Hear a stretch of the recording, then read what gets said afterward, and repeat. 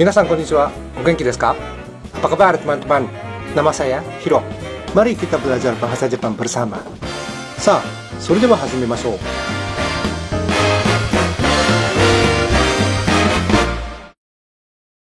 Kita sudah beberapa kali bahas iku, kuru. Dalam 407, sudah belajar juga kaeru.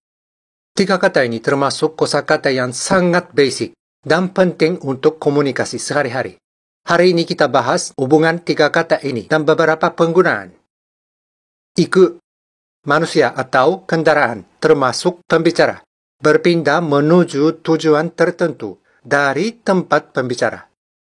Iku punya berbagai penggunaan. Penggunaan seperti peranan utama bukan manusia.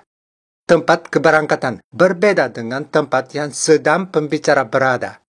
Tidak ada tujuan yang tertentu dan sebagainya. Tetapi inilah gambaran kasar dan dasar kata iku. Anda menangkap bayang ini dulu. Kuru, manusia atau kendaraan, berpindah menuju tempat pembicara. Kuru juga punya berbagai penggunaan. Hanya dalam situasi yang tertentu saja, pembicara bisa mengatakan kuru mengenai diri di tempat ini. Nanti saya ceritakan.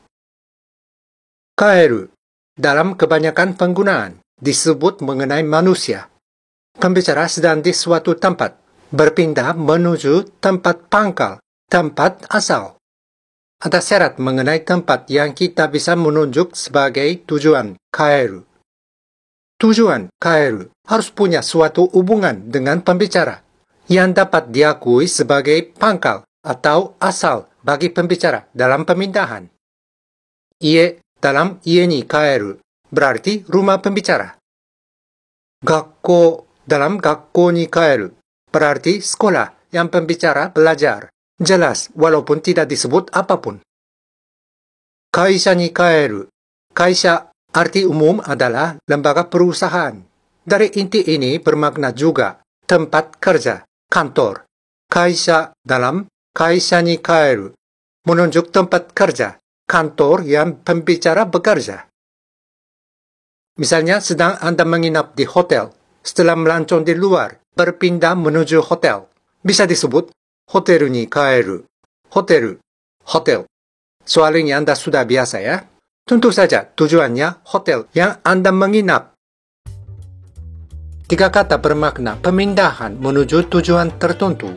Kita bahas hubungan tiga kata ini dulu. Peranannya A, B, C, 3 orang. Tempatnya 1, 2, 3. Yang berpindah A. Mengenai tiga kata ini, tujuan pemindahan ditunjukkan oleh ni atau e. Keduanya bisa. Saya membaca contoh kalimat dengan ni untuk menghemat waktu.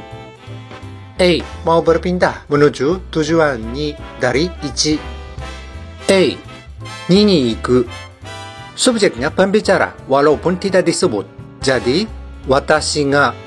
Dalam 028 kita pelajari watashi wa Nihon ni iku. Hari ini saya memilih ga yang menunjuk subjek predikat. Dua kalimat ini sama artinya, tetapi berbeda informasi yang pendengar menerima. Soal ini kita akan bahas dalam video ekspedisi partikel kedua atau ketiga. B. A ga ni ni iku. Karena A meninggalkan B, menjauh dari B. C. A ga ni ni kuru. Karena A mendekat menuju C. Pemindahan A sudah dimulai, sedang di tengah jalan. A, ni ni iku. B, A ga ni ni itta. Karena A sudah meninggalkan B. Bagi B, A ga ni ni iku sudah diselesaikan waktu A berangkat 1. C, A ga ni ni kuru. A sudah sampai di ni. Saat ini, iku menjadi kita. A, ni ni kita. Bukan itta. Dia sudah sampai di tujuan pemindahan. Inilah satu poin hubungan iku dan kuru bagi pembicara. B. A ga ni ni itta. C. A ga ni ni kita. Keadaan ini bisa diterangkan oleh A. Ni ni iru. B. A가 2にいる C. A가 2にいる A. Berpindah dari 2 menuju 3 A. 3に行く B. A が3に行った C. A が3に行った Bagi B dan C, waktu A berangkat 2 sudah diselesaikan tindakan A が3に行く A. Sudah sampai di 3 diselesaikan pemindahannya A. 3に来た B. A が3に行った C. A が3に行った A. Berpindah dari 3 menuju 2 A. 2に帰る B. A が2に帰る C. A が2に帰る A. Harus punya hubungan dengan 2 misalnya A sudah menginap di hotel di 2 beberapa malam dan sebagainya. Baru dapat diakui tempat 2 sebagai pangkal asal pemindahan bagi A. Jika A tidak berhubungan dengan 2 A 2に行く B A が2に行く C A が2に来る Kelihatan A mendekat 1 di atas gambar ini tetapi tujuannya bukan 1 jadi B tidak bisa sebut kuru.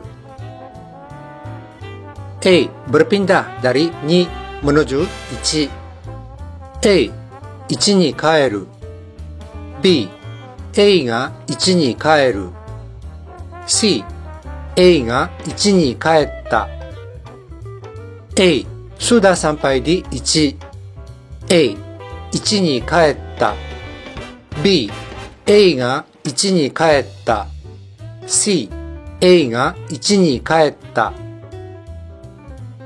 Sedang A berada di 2 A bisa sebut 2に来る atau kimas di 2 mengenai diri hanya dalam situasi yang tertentu. Syaratnya, dia akan meninggalkan 2 dengan pasti pada masa depan.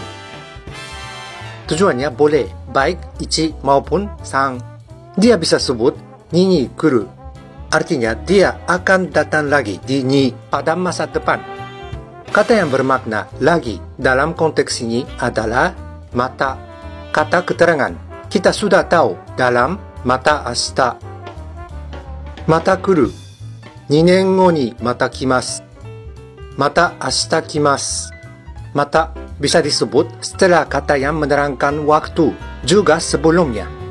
Jika kita mengatakan waktu yang dilaksanakan suatu tindakan, dalam contoh ini, kuru dengan angka misalnya 2年後、11月、3週間後、7月9日, dan sebagainya. Dibutuhkan 2 setelahnya.